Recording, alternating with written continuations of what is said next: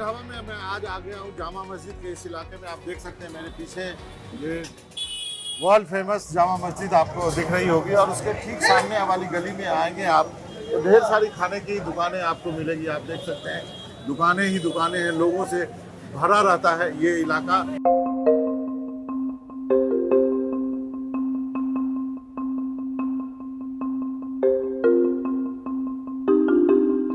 Uncle कहा जा रहा है कि फ्राइड चिकन का इजाद आपने किया है। या कैसे किया था?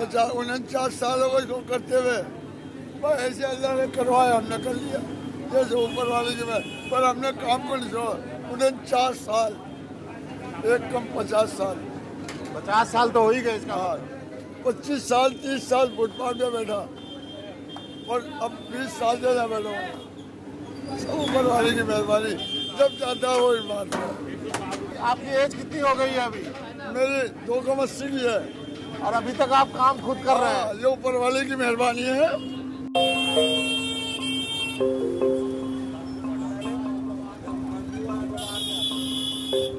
ये बताइए यहाँ के चिकन में क्या खास है? बहुत अच्छे है। बहुत अच्छा है। हाँ कमाल कमाल। हाँ, tasty tasty, very very tasty. कहाँ से आए हैं आप लोग? केरला। केरला से आए हैं? हाँ, खाने के लिए आए हैं। हाँ, खाने के लिए आए केरला से? केरला से। माय गॉड, किसने बताया कि यहाँ आना है? मेरा फ्रेंड दोस्त है, पूरा फेमस है ये। हाँ, तो केरला में कहाँ से है? कासरगोड। कासरगोड। मेरा फ्रेंड। ये हमारा कैमरामैन है केरला से, जेवियर। हाँ, केरला से। हाँ, केरला से है। वो मिलो आप उससे। तुम भी आए केरला से? कासरगोड। सभी केरला से। केरला कासरगोड। नौपल पर। तो यहाँ चिकन खाने आए? अच्छा है।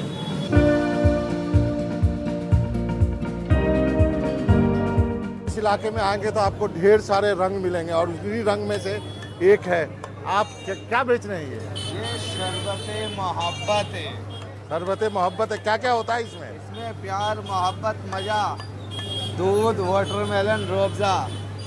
थोड़ा सा दीजिए, छोटा सा। मोहब्बत का शरबत, बस, बस, बस। मोहब्बत देती।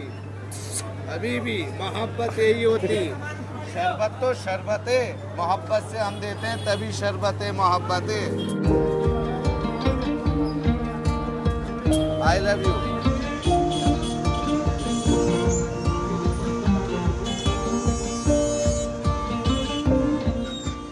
जामा मस्जिद में आप यदि वाजवान खाने के लिए आना चाहते हैं तो ये जगह क्या है? शाही महफिल। शाही महफिल। इसकी क्या खासियत है? खासियत ये है कि जामा मस्जिद जो है वो अपने जायकों के लिए जाना जाता है। ये तो सारी दुनिया ही जानती है, वर्ल्ड फेमस है। कुछ लेजेंडरी नाम भी यहाँ से निकले हैं। लेकिन हमको पुरानी दिल्ली का बाशिंदा होने के एवज़ में और वैसे भी हमको ये अक्सर फील हुआ कि कंफर्ट डाइनिंग का यहाँ थोड़ा इशू रहता है। फ्लोर सिटिंग हो, ट्रेडिशनल डाइनिंग मिल जाए लोगों को, वो हमने यहाँ शुरू किया है शाही महफिल पे तकरीबन 3 साल पहले। और अभी सर्दियों में यहाँ आप आएंगे तो कश्मीरी वाजवान भी मिलेगा, लेकिन वो सर्दियों तक लिमिट रहता है 3 महीने सिर्फ। शेर व शायरी लिखी हुई है दीवार पे, दुष्यंत कुमार की, फैज़ की, इकबाल की। आइए देखते हैं दुष्यंत कुमार की शेर व शायरी। कम यार।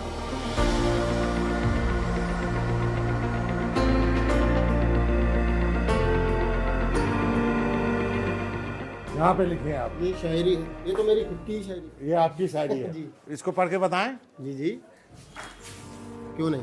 हर मोड़ पे कुछ यादें, हर कूचे में अफसाना, इन गलियों में जो है रहता नहीं बेगाना।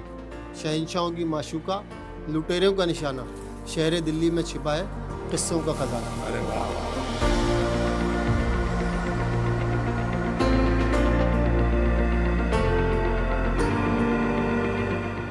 यहाँ आपकी सबसे बड़ी समस्या क्या है? समस्या पुरानी दिल्ली में तो देखिए लॉ एंड ऑर्डर इतना बड़ा मसला यहाँ पे नहीं है। यहाँ पे पुरानी दिल्ली में जो अक्सर समस्या वो कंजेशन की है। रिक्शाज बहुत है, हद से ज़्यादा रिक्शाज हैं और उन पे कोई रेगुलेशन नहीं है। क्या शाहीन बाग की वजह से आपके धंधे पे कोई असर पड़ा है? नहीं, ऐसा कोई धंधे पे असर नहीं पड़ा। पुरानी दिल्ली में जो है वो इंडिया में तो कहीं नहीं मिलेगा। शाहीन बाग अपने आप आने की में दिक्कत है, जैसे आपने बोला आदमी से ज्यादा रिक्शे हैं, समझ गए, उसकी दिक्कत है जी। वो सब तो समस्या है ना। देखिए जब पुरानी दिल्ली में जब कोई आदमी आता है तो वो जितने भी उसके अपने इनहिबिशंस हैं, जितने भी उसके अपने ख्यालात हैं ये वाले, उनको वो पीछे छोड़ के आता है और इन सब सारे मसलों को साथ लेके आता है कि मुझे फेस करना पड़ेगा। उसके बावजूद अगर ये चीज़ों में हम कमी करते हैं तो अच्छा है, मतलब तकलीफ़ों में। लेकिन जामा मस्जिद, चांदनी चौक, पुरानी दिल्ली, ये ऐतिहासिक जगह, तारीखी जगह। आप चाहेंगे इसको ऐसे ही रखा जाए या इसका रीडेवलपमेंट और होना चाहिए? रीडेवलपमेंट का भी एक तरीका है, उसके लिए दुनिया के बड़े बड़े शहरों ने, चाहे वो रोम है, चाहे मिस्र के शहर हैं, और मिडिल ईस्ट में काफ़ी बड़े बड़े शहर हैं, यूरोप में बड़े बड़े शहर हैं, हमारे आसपास भी हम नज़र डालेंगे तो और भी मुल्कों में शहर है। तो रीडेवलपमेंट भी इस अंदाज में होना चाहिए कि इतिहास की जो धरोहर है, तारीखी जो विरासत है, उसको साथ लेके चलते हुए मॉडर्नाइजेशन इस अंदाज में हो कि वो डिस्टर्ब ना हो।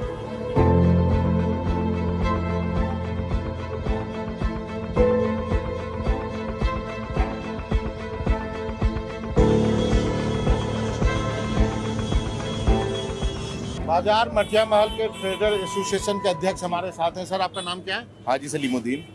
तो सर ये बताएं, इस मार्केट की समस्या क्या है?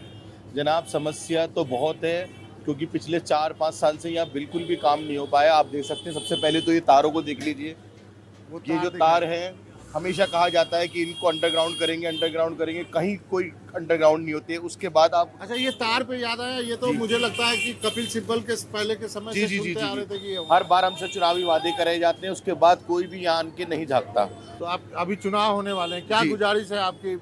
सर, यही है कि हमें साफ स्वच्छ पानी मिले, सफाई पहले यहाँ पे शाम को भी होती थी, अब सिर्फ एक टाइम होती है, सुबह सुबह अर्ली मॉर्निंग। उसके बाद आप देख लीजिए बाजार का क्या हाल है, और इतनी पॉपुलेशन दिल्ली की बढ़ चुकी है, उस चीज़ पे किसी की नहीं है। बस 2100 रुपये दे दो, और कोई भी जो जिससे लोगों को फ़ायदा ना पहुँचे वो चीज़ें दी जाती हैं। जो असली वजह है दिल्ली की, वो उस पर नहीं चला जाता। इसका मतलब मैं जो समझ रहा हूँ, आप मौजूदा सरकार से खुश नहीं है? नहीं, बिल्कुल खुश नहीं है, ये कहते हैं, क्योंकि ये सरकार सिर्फ वादे कर लेती है, उसको निभाना नहीं जानती बिल्कुल भी। बिजली के बिल इन्होंने दी 200 यूनिट तो करें, लेकिन 201 यूनिट के बाद जो जिसका हाल है उससे पूछिए, उस पर डबल बिल आ रहा है, ट्रिपल बिल आ रहा है। पिछले 1.5 साल से इतनी बढ़ोतरी हो चुकी है यूनिट्स में, तो इतने आपका टैक्सेस। बदलाव होना चाहिए। बदलाव होना कौन चाहिए। सी पार्टी आएगी? देखिए, मैं तो चाहता हूँ 26 साल हो गए, बीजेपी को आना चाहिए पूरी तरह। 14 साल में बनवास होता है, दूसरा बनवास होने वाला है जी, पूरा। बिल्कुल। मैं चाहता हूँ यहाँ पे बीजेपी आए और वो काम करके दिखाए, क्योंकि सेंट्रल में भी है और दिल्ली केंद्र शासित प्रदेश है, तो दोनों गवर्नमेंट अच्छी ट्यूनिंग बनेगी। ये वादा नहीं हो सकता कि वो नहीं करने दे रहा है हमें, हम नहीं करने दे रहे हैं उनको। मुस्लिम क्या बीजेपी को वोट करेंगे? बहुत करेंगे। अगर हमसे वादा करे बीजेपी का विधायक आन के या नेता लोग यहाँ पे आए कि हम ये सब काम कराएंगे आपको, आप हमें मोहलत दिए, तो मुस्लिम बीजेपी के बहुत अच्छी तरह साथ में है।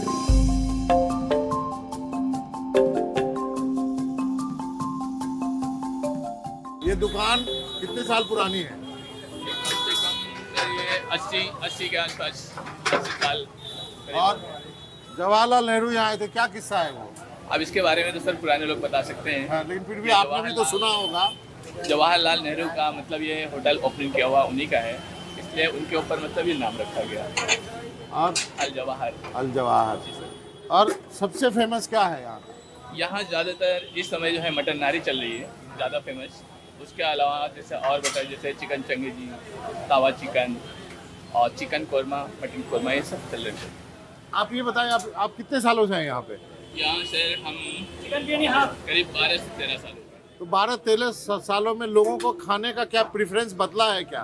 पहले जो खाते थे, अब उस वक्त भी निहारी खाते थे, अभी भी खा रहे हैं। वो सोच भी जो है, मतलब पहले खाली मॉर्निंग में नारी रहता था, अभी पूरे टाइम में चलती है, क्योंकि हमारे कस्टमर बहुत से कंप्लेन करते थे, कस्टमर वापस जाते थे कि मतलब हमें नारी नहीं होती है, इसलिए पूरे टाइम के लिए जो है नारी रखी गई है। ये देखा आपने कैसे खान पान की आदतें जो है वो भी जो है समय के साथ बदलती है। पहले निहारी जो है वो पहले सुबह का खाना माना जाता था, रात भर निहारी पकती थी और सुबह, लेकिन अब जो है दिन भर मिलती है। आइए,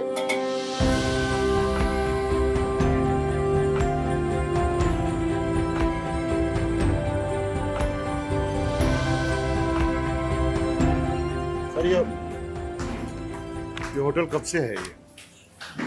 ये तो काफ़ी अरसे से अभी अरसे से। जायकों की तो बात होती रहेगी। चुनाव होने वाले हैं दिल्ली में, आपने तो बहुत सारे चुनाव देखे होंगे अपने लाइफ में। हर चुनाव कैसे अलग होता है? इस बार का भी चुनाव कुछ अलग है क्या? बिल्कुल अलग है, कैसे? बहुत टफ है जो हालात बता रहे हैं। अब रिजल्ट आएगा उससे पता लगेगा। टफ है मतलब किसके लिए टफ है? क्या जो सत्ता में उसके लिए टफ है। हाँ, उसके लिए भी टफ है। मतलब केजरीवाल आम आदमी पार्टी के लिए ये टफ चुनाव है। बिल्कुल, उनके लिए भी टफ है। कांग्रेस के लिए भी टफ है। कांग्रेस को खोने के लिए कुछ है नहीं। कांग्रेस तो एकदम नीचे है, धरातल पे है। वो तो वक्त बताएगा, कुछ कह नहीं सकते किसी का। बीजेपी के लिए भी टफ है। जितनी पार्टी है तीनों के लिए टफ है।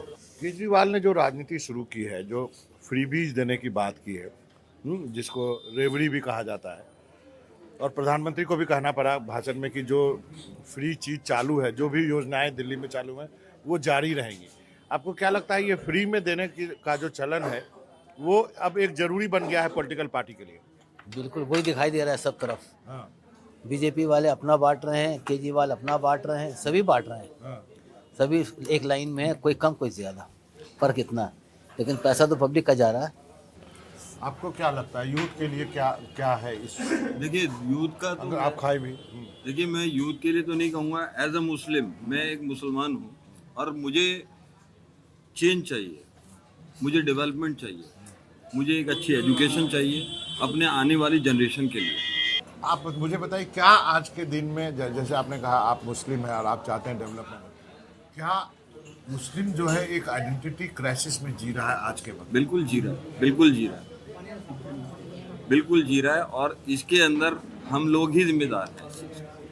हम इस क्राइसिस के अंदर खुद ही जिम्मेदार हैं, क्योंकि जब हम जागे हैं इस चीज़ के लिए कि हमें अच्छी लाइफ चाहिए, और सिर्फ मुस्लिम नहीं, कोई भी XYZ कोई भी रिलीजन का हो, ये क्या हो रहा है मुझे आप बताइए ना कि क्या हो रहा है ये आज की डेट में। हमें आगे की जनरेशन को क्या देना है? हमें सिर्फ ये देना है कि यहाँ पे मंदिर मस्जिद, हमें रिलीजन देना है, हमें डेवलपमेंट चाहिए, अच्छी लाइफ चाहिए। बहुत अच्छी बात कही सर। आपको क्या लगता है क्या एक संक्रमण के दौर से मुस्लिम समाज गुजर रहा है? जो कुछ भी देश में हो रहा है, चाहे जहाँ भी हो, मंदिर मस्जिद की बात इन्होंने कही, बहुत अच्छा बोला इन्होंने, आप क्या कहना चाहेंगे? देखिए हर जगह यही चल रहा है। पहले तो मैं अपना तारुफ दे दूं, मेरा नाम अमसल है और मैं एक रॉयल फैमिली से बिलोंग करता हूं, हकीम अजमल खां की फैमिली से। I am a great grandson. और मैं यही कहना चाहता हूं कि जब मैं बचपन में था अपने, तो उस टाइम में ये सब चीज़ें हमारे टाइम में नहीं थी। हम लोगों के एरियाज़ हैं उसमें चेंजेस आना चाहिए, लाइक पानी, बिजली, ये सब बहुत महत्वपूर्ण रखता है हमारी लाइफ के अंदर। उन एरिया का डेवलपमेंट क्यों नहीं होता? क्या वो घेटोज में रहते हैं इसलिए नहीं होता है, या फिर आपको टेकन फॉर द ग्रांटेड लिया जाता है? वही चीज़ है कि टिकट फॉर द ग्रांटेड लेते हैं यहाँ पे। अभी का जो वातावरण है और चुनाव के समय कुछ ज़्यादा ही हो जाता है, लगता है कि एक लकीर खींच दी जाती है दो समुदाय के बीच में। इसका असर क्या पड़ता है एज ए यूथ पे, आपके परिवार पे, आपके बच्चों के ऊपर, मेंटली और मनोवैज्ञानिक रूप? जाहिर सी बात है, जब इस तरह की चीज़ें होंगी तो उनका असर पूरे परिवार पर, पूरे माशरे पर, इन सब चीज़ों पर पड़ेगा ही पड़ेगा। और ये हमारे लिए, इस मुल्क के लिए, हम सब के लिए जो यहाँ रहते हैं, ये अच्छा नहीं है। आने वाले समय में इसका बहुत ज़्यादा बुरा इम्पैक्ट हो सकता है अगर इसको नहीं रोका गया। केजरीवाल जी ने कहा, उनका पहला वादा था फ्री पानी। वो फ्री पानी कहाँ से दे रहे हैं? वो फ्री पानी दे रहे हैं ज़मीन से खींचकर, जिसके बारे में ये नहीं पता उसमें कौन से मिनरल्स कम है और कौन से ज़्यादा है। अब उस पानी को पीने की वजह से लोगों को किडनी का इम्पैक्ट हो रहा है, जबकि उन्होंने वादा किया था कि जल बोर्ड का पानी देंगे। उन्होंने प्रॉमिस किया था जल बोर्ड का पानी देंगे। कहाँ जल बोर्ड का पानी है? और एनजीटी से परमिशन लेकर उन्होंने कितनी जो बोरिंग खोद बना रहे हैं, ये पूरी दिल्ली को खोद डाला है इन्होंने। ये एनजीटी से परमिशन के बाद ले रहे हैं। यहाँ पुरानी दिल्ली में लोगों के पास पीने के लिए पानी नहीं है। जो पानी वो दे रहे हैं केजरीवाल जी, उससे किडनीज की प्रॉब्लम हो रही है। यहाँ आपने बाहर देखा होगा ट्रैफिक की सिचुएशन क्या है, एनक्रोचमेंट की सिचुएशन है। इसके लिए वो क्या कर रहे हैं? वो एजुकेशन की बात कर रहे हैं। ठीक है, स्कूल बनाने, अच्छे स्कूल बिल्डिंग बनाने से कुछ नहीं होता है, उसके अंदर इंफ्रास्ट्रक्चर चाहिए, टीचर्स चाहिए, बहुत सारी चीज़ें होती हैं। वो सिर्फ बात करते हैं बिल्डिंगों की।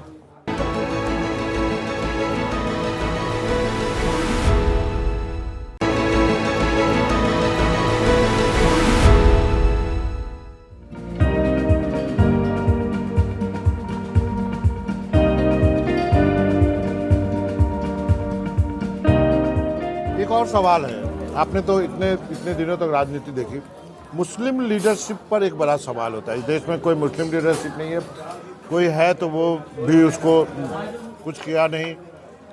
कांग्रेस ने जो किया सो मुसलमानों के साथ किया ही। अब क्या रास्ता? अब कुछ नेता उभर रहे हैं, ओवैसी टाइप भी हैं।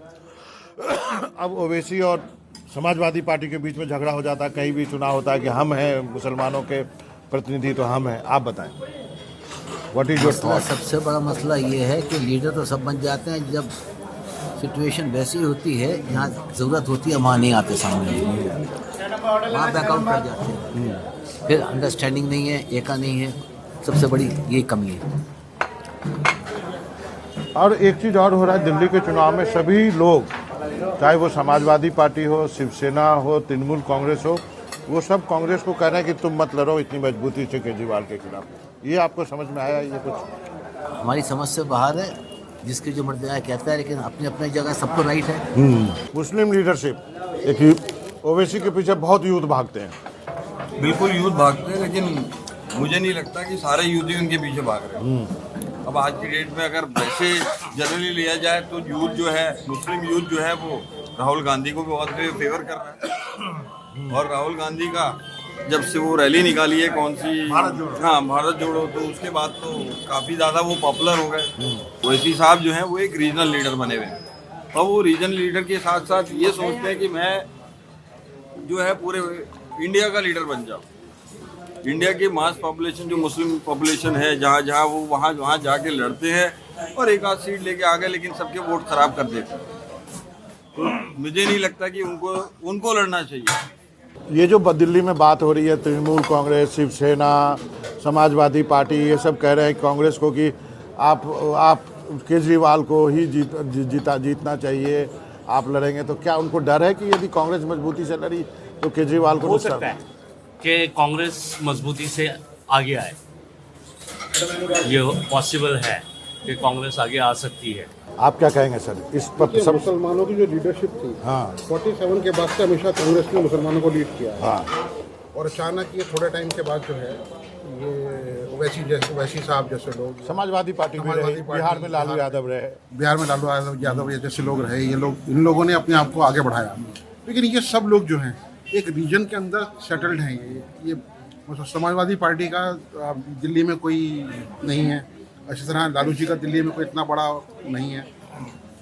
अगर हम देखें इस चीज़ को कि कांग्रेस जो है वो पैन इंडिया पर अपना काम कर रही है। और हाँ, पिछले 10 साल जो हैं वो कांग्रेस के बहुत बुरे गुजरे हैं।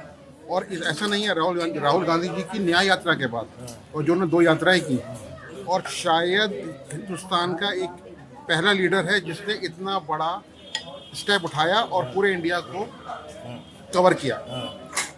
तो मुझे ऐसा लगता है कि इस वक्त हमें ऐसा लग रहा है कि लोग उनसे जुड़े चुके हैं और जुड़ भी रहे हैं। तो ये कुछ लोगों से मैंने बातचीत की यहाँ पर। ये थोड़ा सा गंभीर विषय है, बहुत सेंसिटिव विषय है। मुस्लिम मुद्दे, मुस्लिम यूथ के मुद्दे, मुसलमान किधर वोट करेगा चुनाव में, इन सब को लेकर के बहुत सारे लोग बोलना नहीं चाहते। लेकिन मैं थैंक्स करूंगा इन सभी जेंटलमैन का जो मेरे कहने पे यहाँ पे आए और हमने यहाँ पे खाने पे ये चर्चा की। उम्मीद करता हूँ कि बाबा के ढाबा का ये रंग भी आपको पसंद आया होगा। और अगले एपिसोड में अलग जगह होगी, अलग लोग होंगे, अलग जायका होगा, राजनीति की बातें होंगी, और चटपटी जो है वो राजनीति की बातें भी आपको करके लोगों से बताएंगे। फिलहाल बाबा को इजाज़त दीजिए।